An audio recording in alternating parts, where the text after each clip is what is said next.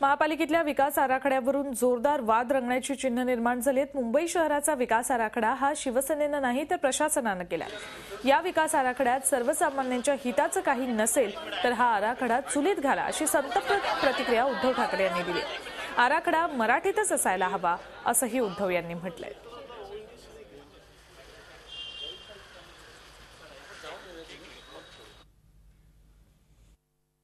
हरित जो भाग आहे तो प्रोटेक्ट झाला पाहिजे अशा मागणीसाठी सन्माननीय आदरणीय मुख्यमंत्र्यांना भेटलं। माननीय मुख्यमंत्र्यांनी सर्व मागण्या आमच्या मान्य केल्या, सकारात्मक भूमिका घेतली आणि एक विशेष समिती ह्या विषयासाठी त्यांनी नियुक्त केली, जी 1 महिन्याच्या आत सरकारला या बाबतीतला रिपोर्ट सादर करेल।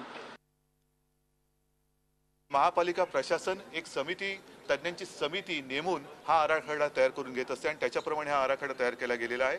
जर का आम्ही तो तयार केला असता तर आज मी असा सगळा उहापोह केला नसता आणि त्याला ज्या गोष्टींवरती आमचा विरोध आहे तो विरोध मी केला नसता। पण मुंबईकरांवर जर अन्याय करणारा हा आराखडा असेल तर तो केराच्या टोपलीत टाकू आम्ही, तर तो आम्ही केराच्या टोपलीत टाकू। FSI वाढला जातोय, वाढवला जातोय, तो कोणाच्या खिशात जाणार आहे?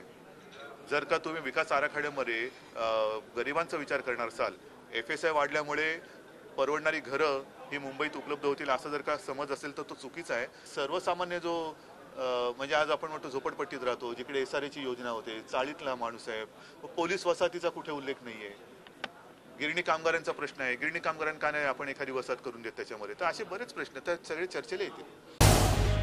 झी 24 तास रहा एक पाऊल पुढे।